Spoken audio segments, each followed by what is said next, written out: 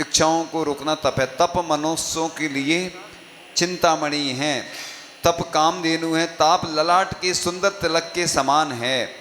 तो साधु जीवन की शोभा बढ़ाने वाला यह तप होता है।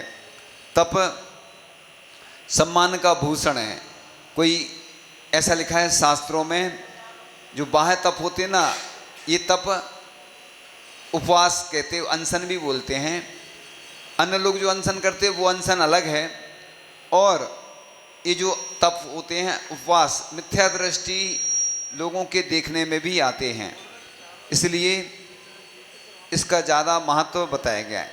लेकिन अन्य तप भी होते हैं, जैसे ऊनोदर होता है। लोग ऊनोदर नहीं करते हैं। क्यों नहीं करते हैं? क्योंकि ऊनोदर में तकलीफ होती है। ऊनोदर मतलब होता है थोड़ा सा भोजन कम लेना, जल आदि कम लेना।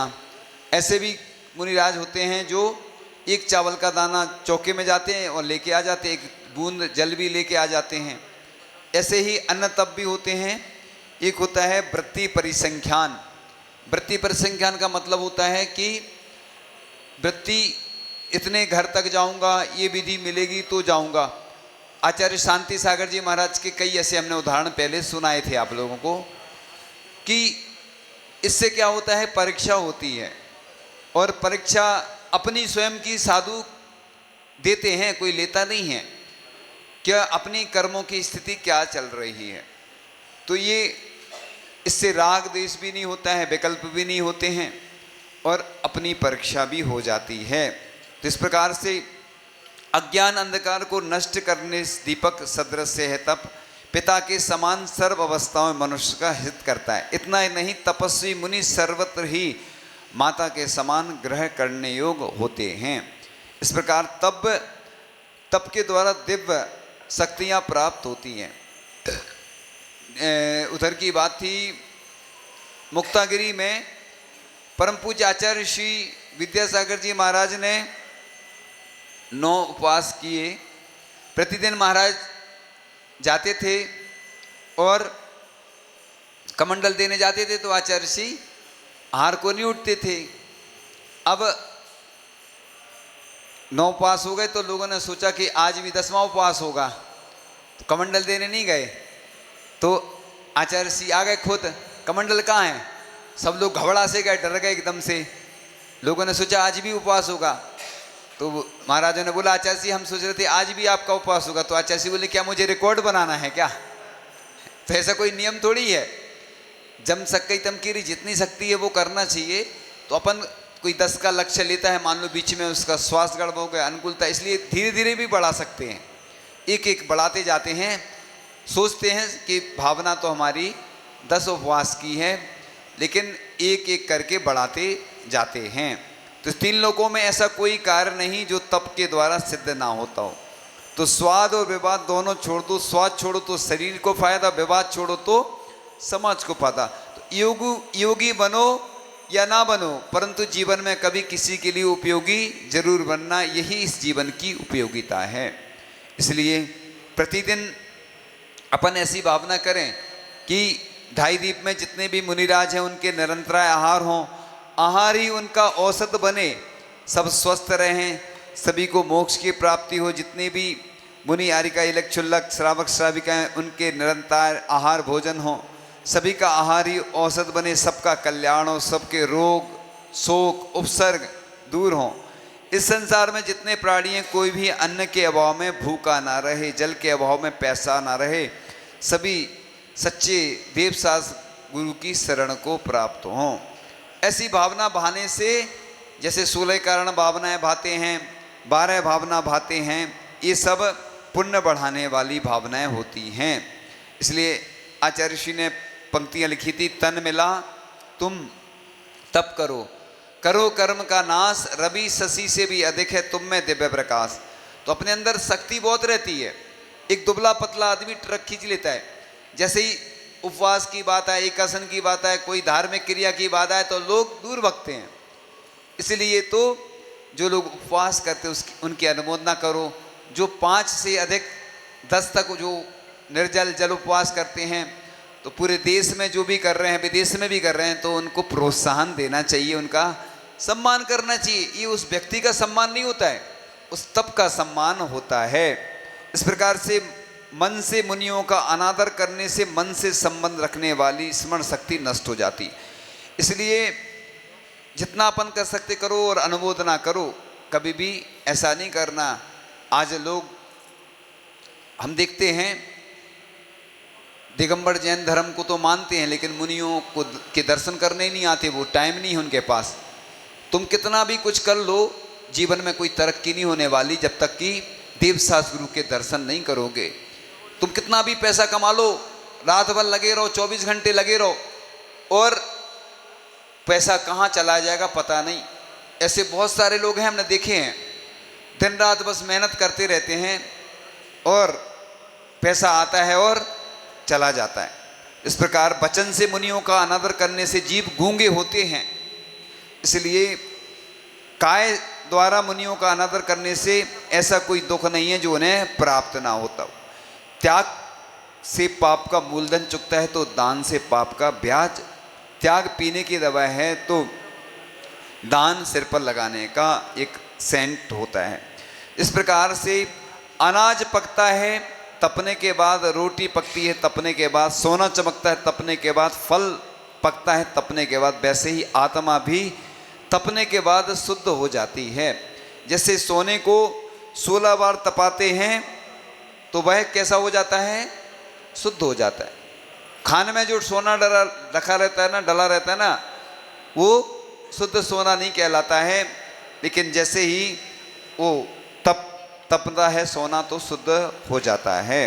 इस प्रकार से जिन लोगों ने तप करके शक्ति और सिद्धि प्राप्त कर ली, वे मृत्यु को जीतने में भी सफल हो जाते हैं, यानी मृत्यु पर विजय प्राप्त कर लेते, मृत्युंजय हो जाते हैं। इसलिए अपन को इस प्रकार से तप करते रहना चाहिए, क्योंकि तप के द्वारा सब कुछ प्राप्त हो जाता है।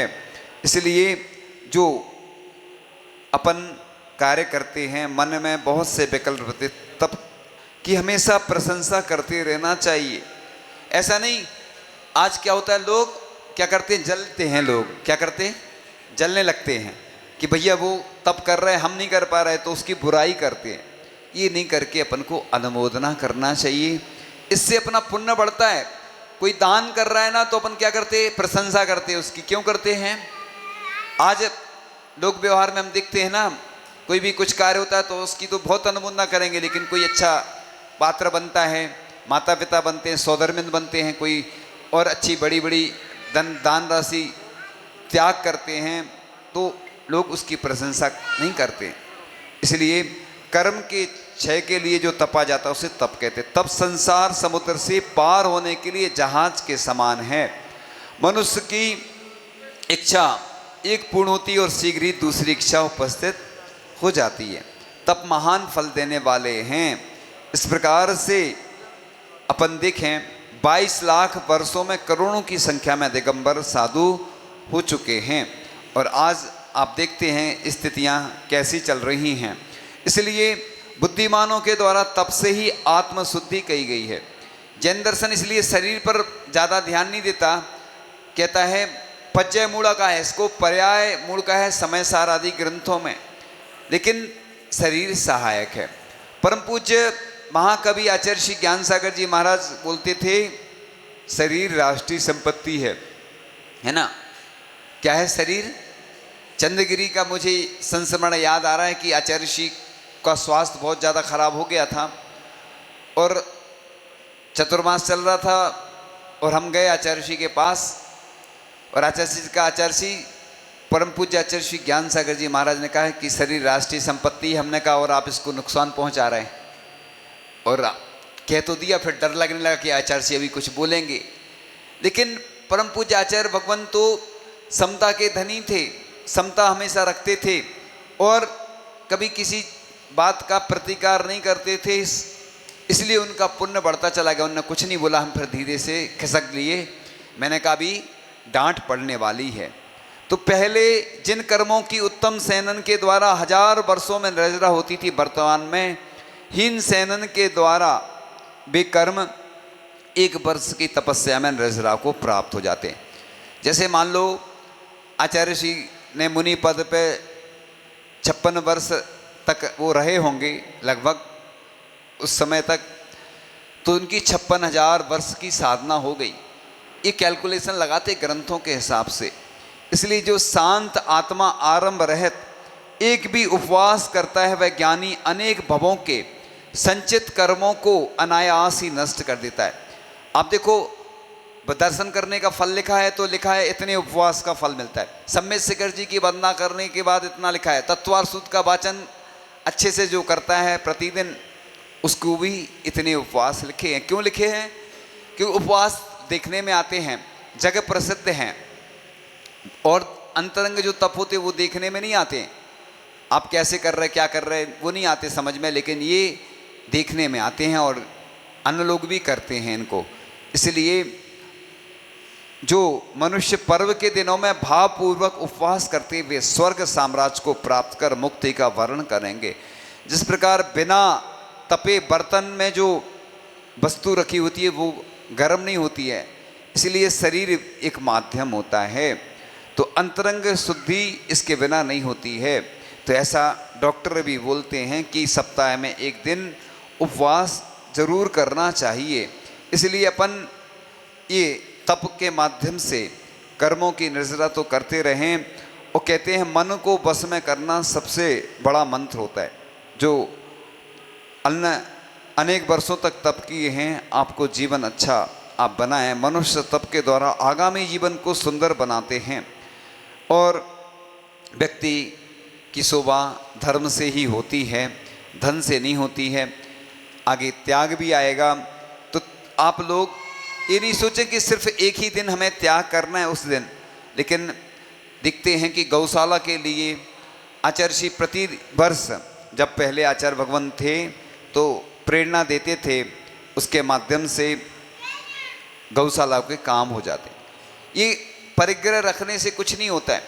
इसी प्रकार से अब तप के माध्यम से जो लोग प्रतिदिन अनुमोदना करो उनकी, और पूरे विश्व में जहाँ जहाँ लोग उपवास कर रहे हैं शांति धारा में उनके बारे में जरूर उल्लेख करो, और उनकी अनुमोदना करोगे तो उनका और उनको अच्छा लगता है। जैसे बड़ा मेहरबान है वो, नीली छतरी वाला, हर ताले की चाबी रखे हर चाबी का ताला। ऊपर से बारिश हो गई तो सबको राहत मिल जाती है, इससे और शक्ति मिलती है, लोगों को उत्साह मिलता है। जैसे कोई बीमार होता है, उसको देखने जाते हैं तो क्या होता है, बीमार जो होता है ना स्वस्थ हो जाता है। देखने से कौन सी थेरेपी होती है, क्यों कौन सी थेरेपी होती है, वो देखने जाते हैं ना, जो नहीं देखने जाते हैं ना, तो एक भावनात्मक उपचार हो जाता है। हाँ जी, एक टेलीपैथी होती हाँ, है, टेलीपैथी होती है। किसी की फोटो देखकर वो हाँ उनको भेज तो देते बिना ये देखने से भी वो स्वस्थ हो जाता है, उसको अच्छा लगता है। कोई बीमार होना अपन, इसीलिए जो किसी के यहाँ हम भी करते हैं, कोई हाँ, फोटो दे देता है हमको, किसी के यहाँ, हाँ, फोटो से कर देते हैं। किसी के यहाँ अपन जो बैठने जाते हैं ना, कोई मरण हो जाता है, क्यों जाते हैं, उसको अच्छा लगता है कि भैया ये हमारे सुख दुख में मतलब साथ हैं, अनुमोदना होती है। ऐसे ही जितने लोग उपवास कर रहे हैं उनके पास जाके वैयावृत्ति करो। वैयावृत्ति तप, आज तो लोग साधु के पास भी नहीं जाते हैं, समय है ही नहीं लोगों के पास।